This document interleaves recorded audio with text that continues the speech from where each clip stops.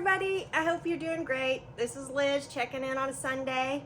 Didn't want to miss a week, and I have a little bit to share. I want to talk about abundance today, and I want to talk about what it's like to be the second in command in an organization. And I hope it all blesses you. So it's a little bit of reading. I woke up this morning, got my Remarkable out, and before I was even out of bed, I wrote something down for you, and I thought it would help you. Abundance. I am being taken for granted. Others take advantage of me. Nobody loves me. What they think they are is this: I'm a little needy me whose needs are not being met. This is their perception of who they are in all their relationships. They believe they have nothing to give and that other people are withholding from them what they need. Their entire reality is based on an illusory sense of who they are. It sabotages situations or relationships. If the thought of lack, whether it be money, recognition, or love, has become part of who you think you are, then you will always experience lack. Rather than acknowledge good that is already in your life, all you see is lack. Acknowledging the good that is in your life is the foundation of all abundance. The fact is, whatever you think the world is withholding from you, you are withholding from the world. You are withholding it because you think you're small and you have nothing to give. Try this for a couple weeks and see how it changes your reality. Whatever you think people are withholding from you, praise, appreciation, assistance, loving care, and so on, give it to them. Give it to them. If you don't have it, just pretend you do have it, and it will come. Soon after you start giving, you will start receiving. You cannot receive what you don't give. Seems paradoxical, doesn't it? Outflow determines inflow. Whatever you think the world is withholding from you, you already have inside you. But unless you let it flow out, you won't ever know you have it. This includes abundance. The law that determines outflow is expressed by Jesus in this powerful image. Give, and it will be given to you. Good measure, pressed down and shaken together, running over, will be put into your lap. The source of all abundance is not outside you. It is a part of who you are. However, start by acknowledging and recognizing the abundance without. See the fullness of life all around you. The warmth of the sun on your skin, the display of magnificent flowers outside a florist shop, biting into a succulent fruit, being soaked in the abundance of water falling from the sky. The fullness of life is there at every step.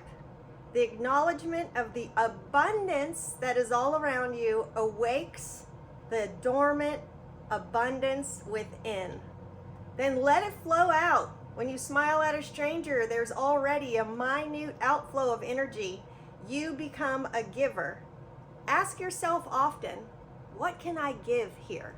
How can I be of service to this person in this situation?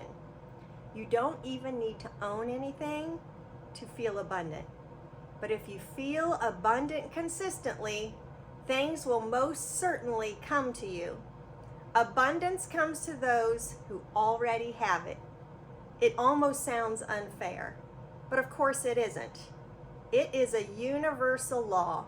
Both abundance and scarcity are inner states that manifest as your reality. You might have to listen to that a couple times before you get it, but I thought that was kind of good, and you might enjoy hearing it again. So, secondly today, I want to talk about being the second in command, and that means the second one who is in charge in your organization.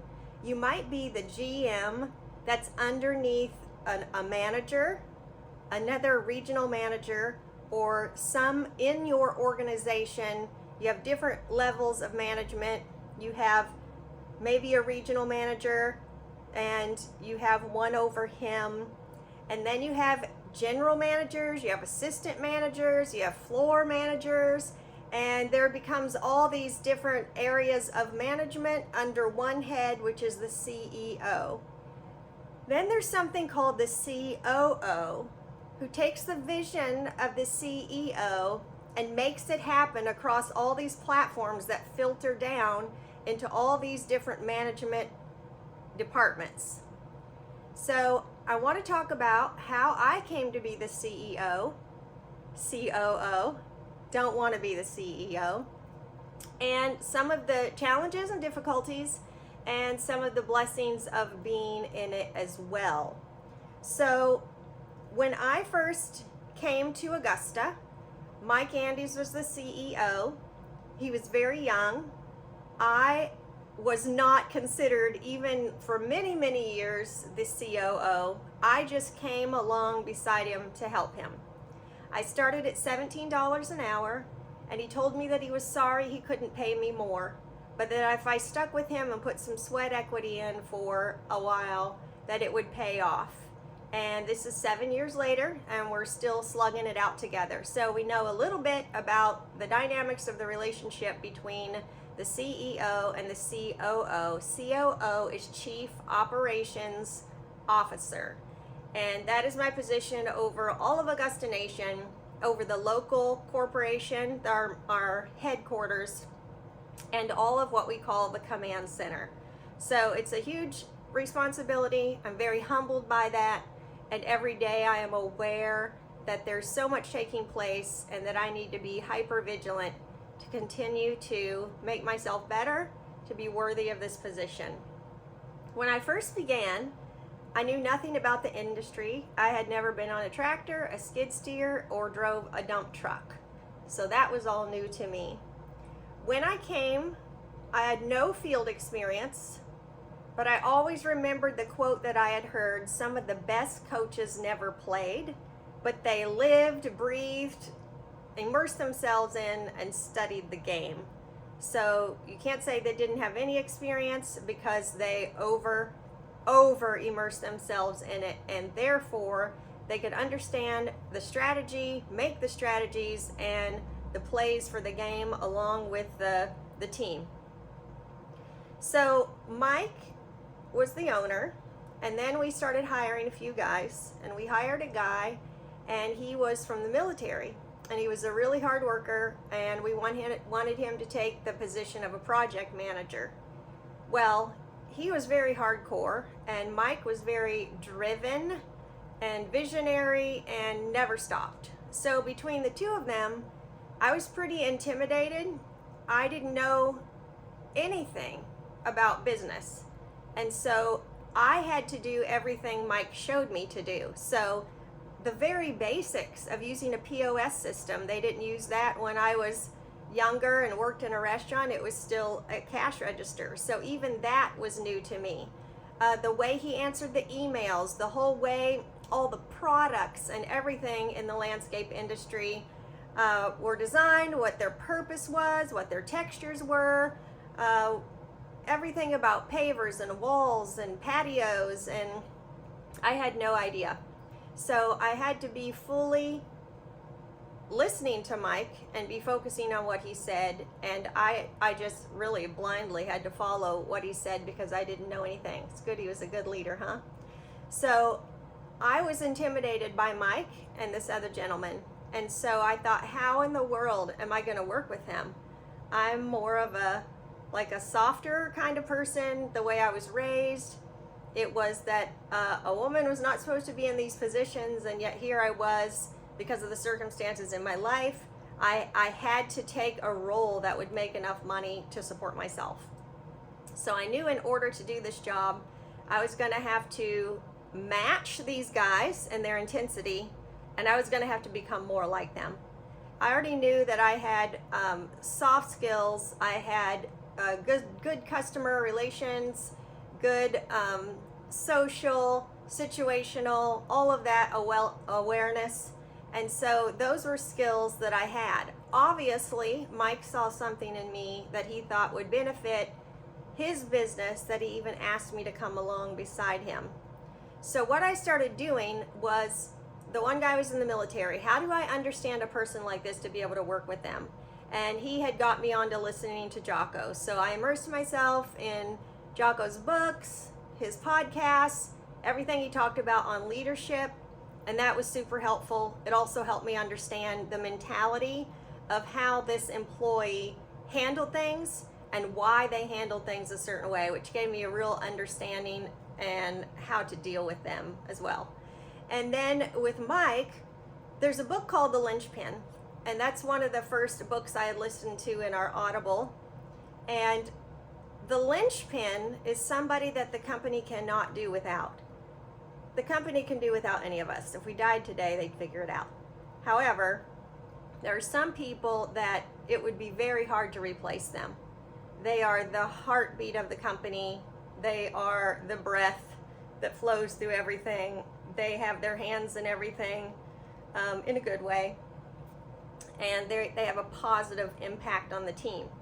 So I sought to have myself become that person, become a linchpin, become somebody people could depend on, make decisions, make the right decisions, and have the personal, intuitive nature to work towards becoming an eminent human being.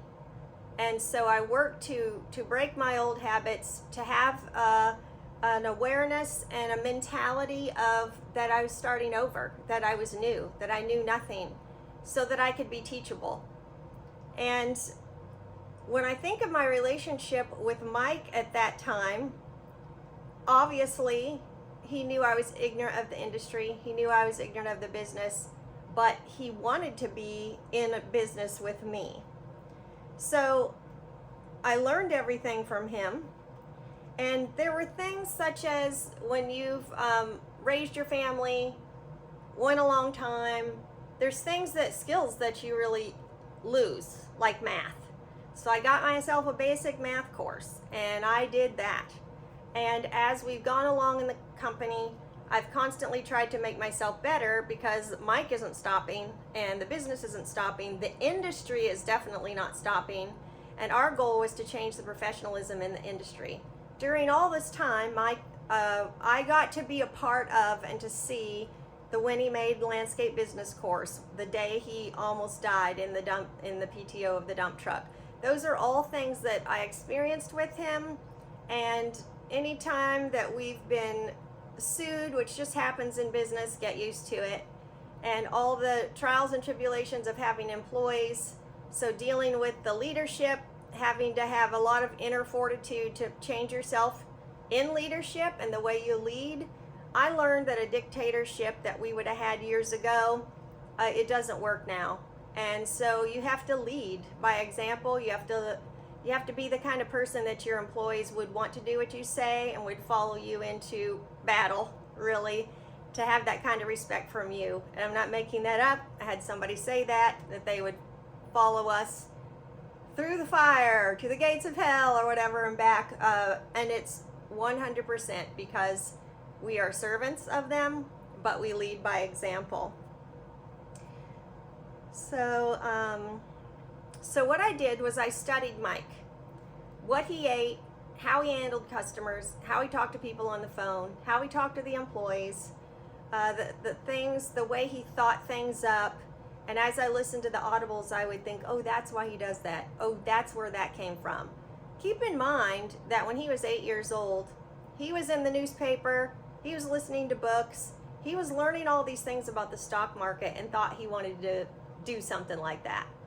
And then he started listening to Audible and all these things when he was very young, when he was 11. So he was basically in business many years ahead of me, plus he's very gifted. So the CEO is the one who starts the company. They're typically the entrepreneur, and they have the vision, they have the idea. They usually have ideas like this. And what happens is they have 100 ideas, and you try all 100, and you fail your way to the top, really. But 10 might stick, and those 10 become a smashing success. Our dear brother who invented the light bulb, He found thousands of ways it didn't work before he found the way that did work and gave us the light bulb. And it's the same in many other things you read about in history. So things that Mike has developed will be the things that impact our landscape industry for a very long time. Another thing is he's a giver, and he pours himself out for others 24/7. That was evident to the employees. He was there when they got there. He was there when they left. As time goes on, that's not possible. So what we found is over time, there becomes so many facets of the business that he can't manage it all. And so he would hand things off to me. Fast forwarding later, several years later, we decided we need to take a list of every task he did, and we needed to start to delegate. And so a lot of those things I could take off his plate. At that time, for those of you that are COOs or general manager, we had to carefully define our roles, because as you know, if you don't each think of yourself as an employee, so even the CEO, what are they responsible for? What, when all hell breaks loose, is their responsibility? And then the COO, what's their responsibility? When something happens, what are they going to be answering back? Who? To the owner, but they are going to be answering back, the owner's going to be answering back to them for whatever fails, and they have to own those mistakes. So they want to know what is their responsibility. You don't want to have any wavering of that.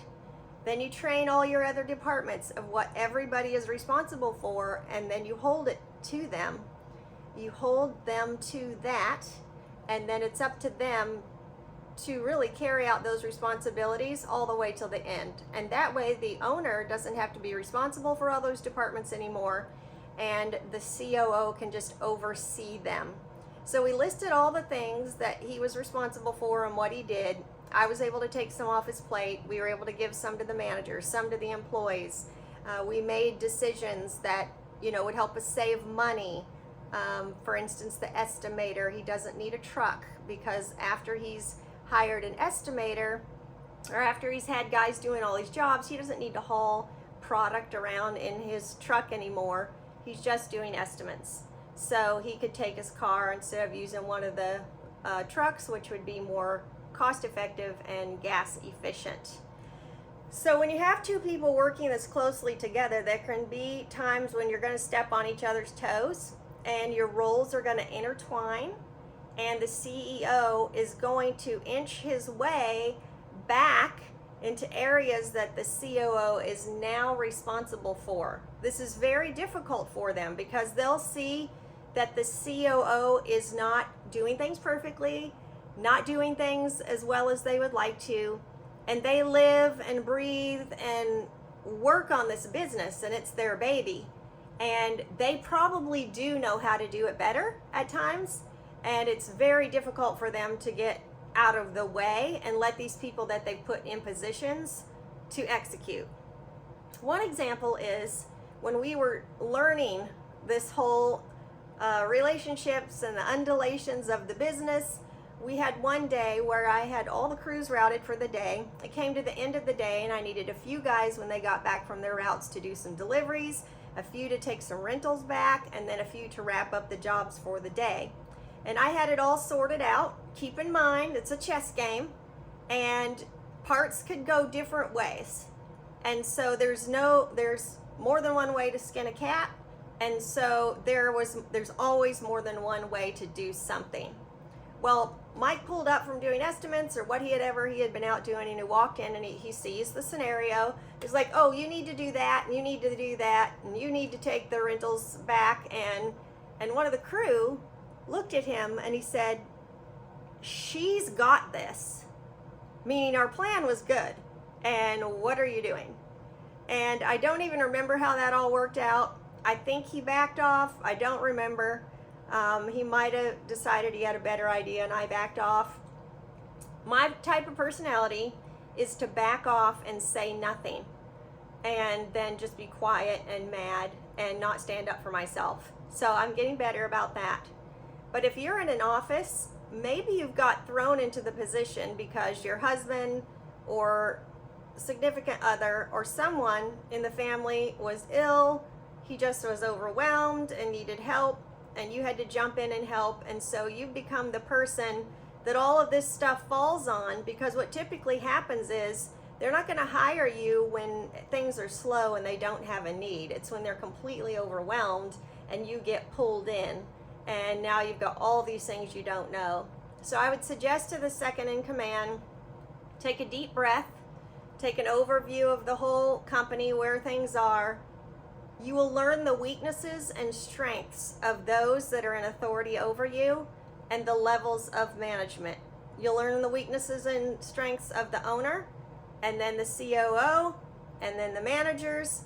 And the whole idea is that it's about we. There's not one thing from the very first phone call of the customer till the final invoice in our industry that you can say, I did this all myself, it all happened because of me, and I'm all that in a bag of chips. So there's no one that can do that. So that should bring a level of humility and to realize that you need each other, and we need each other to be good emotionally in every way. You watch out for each other. You make sure they have what they need. Did they have a rough family situation last night? They might not have food.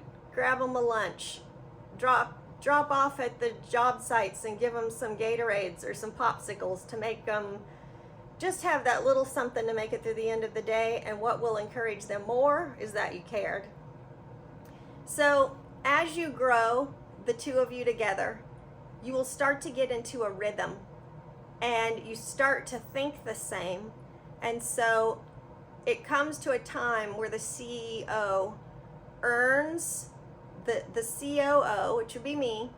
I earn the trust of Mike. I earn the trust of the owner, to where it could come to the place where they could say, just ask Liz, or whatever Liz says. So the COO is supposed to look over all the operation. It's not, oh, I don't work at the Bellingham shop anymore, I'm now working at Command Center, I don't care about them, I don't care if they fall apart, I don't care what's going on. No, I do care. And whatever they need, anytime, it really is my responsibility to be there for them. In our situation, our owner owns multiple businesses, and I am available to all of them. They don't need me, but if they ever did, we have Anytime Fitness, and then he has the media company, the lawn care bookkeeper, the tax company, and we have all these things going on, and I support all the members of those teams. I might not have any interaction very often, or I'm not a part of the day-to-day and all the decisions they make, but I'm a presence there if they need support and encouragement. So it comes to where your name on the check is as good as the owner, and it takes a long time to build trust like that. The biggest thing that's going to happen is that when the COO, which is the second in command, starts to learn more about the business, they get to where they know more than the owner, because they're in the day-to-day, they're in the trenches, they would make the best call on things. And then the owner is removed because they're doing exactly what they should be. They're working on the business, the whole, not in the business. They should be able to pull themselves away during the day and think, meditate, prepare, and plan the future of the company. And then they come back and they say, this is kind of what I'm thinking, poke some holes in it if you want, tell me your thoughts, but ultimately it's their decision. While they're gone working on the company, the COO is running the company. And so they get to where they have their own ideas, their own best way. And there can be a lot of conflict between the two when they start to butt heads or they vehemently disagree, and it's going to happen. Another thing that can be a real challenge is so there's the entrepreneur and there's the intrapreneur. And the intrapreneur is someone who works inside the company, but they have tendencies to be an entrepreneur, meaning they could go out and start their own company. They could go out and do a lot of different things and be successful at it. So there's going to come times when you have so much conflict between one another, and you wonder whether you can really weather the storm, or if you should stay together. Meaning, we had this conversation many times. Should I go start my own business? Are we tripping over each other? Should I go do my own thing? And we would argue this out and have this conversation many, many times when we would come to impasses in the business. What I realize it is, and very difficult to admit, is jealousy. I will never be him. I was not made to be like him. And an entrepreneur was not made to be the entrepreneur. They can see the vision, they can make it happen, they can be like an ox and just bear the load of it all, and they can execute on what the CEO wants. But if they're a visionary and an entrepreneur, you'll never be that. So I want to just encourage the second in command today. Chill out and be all that you can be in that role, knowing once you've weighed it all out and you count the cost, are you still better together? So some of you may be torn today. You might be a general manager and you feel like you just want to throw in the towel and leave. I already know how to run all these routes. I know how to do every part of this job. I could go and do my own thing. 100% you could. The next day you start your business, there'll be stuff you never thought of before. Insurance for your trucks, painting your trucks because they have to be different. You have to buy the truck. You have to buy all your equipment. Are you going to have that kind of money to start it up?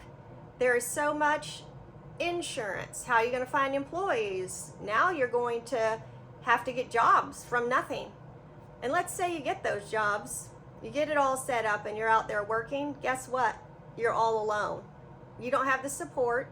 You don't have somebody to bounce off ideas. And that's what it will happen. You'll get out into a wilderness alone and you will be drowning. Then you'll start to get the hang of it and you'll get into a little bit of a rhythm and you'll think, I got this. This is all about me. And I made this business happen. But you're going to come to times where you don't know what to do. Your employees are going to wreck a truck.